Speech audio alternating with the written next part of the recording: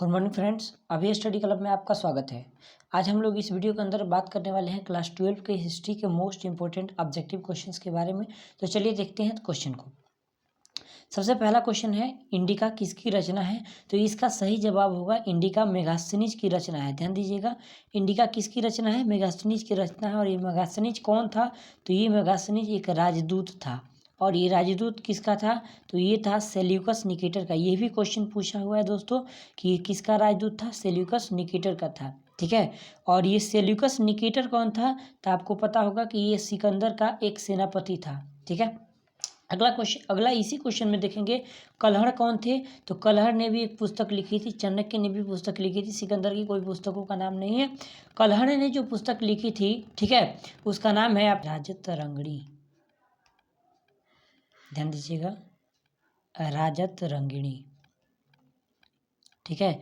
अगला है चाणक्य ने कौन सा पुस्तक लिखा था? तो इन्होंने लिखा था अर्थशास्त्र। कौन सा? अर्थशास्त्र।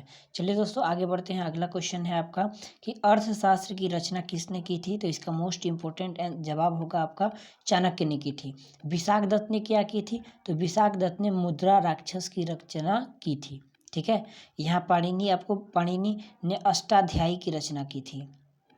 ध्यान रखेंगे, अष्टाध्यायी की रचना किसने की थी? पाणिनि ने की थी। पतंजलि ने किसकी रचना की थी? तो इन्होंने महाभाष्य की रचना की थी। ये मोस्ट इंपोर्टेंट किताब है जो आपको हम पढ़ा रहे हैं आज। चलिए आगे बढ़ते हैं अगले क्वेश्चन की तरफ। मुद्रा राक्षस किसकी रचना है? तो आपको अभी हमने बताया कि मुद्रा राक्षस विशाख दत्त की रचना है। विल्हण की रचना कौन सी है? विल्हण ने एक किताब लिखा था विक्रमांक देवचरित। विक्रमांक देवचरित। ठीक है। और अगला है अलबिरूनी ने कौन सा किताब लिखा था? तो अलबिरूनी ने लिखा था किताब उल हिंद, किताब उल हिंद या तहकीक ए हिंद।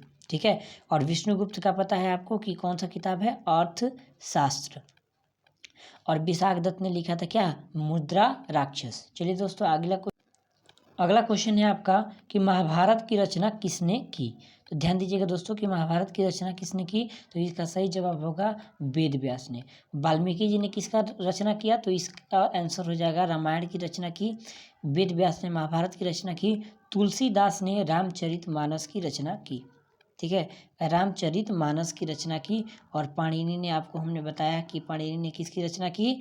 तो अष्टाध्यायी की रचना की। चलिए अगले क्वेश्चन की तरफ हम बढ़ते हैं। अभिज्ञान शाकुंतलम की रचना किसने की? तो दो ऑप्शन दिखाई दे रहा है आपको, कालिदास, सूरदास, और फिर दो ऑप्शन और नीचे है आपका कौन कौन सा? पतंजलि और वेद व्यास। तो इसमें सही आंसर जो होगा आपका अभिज्ञान शाकुंतलम की रचना किसने की थी? तो कालिदास ने की थी। ठीक है।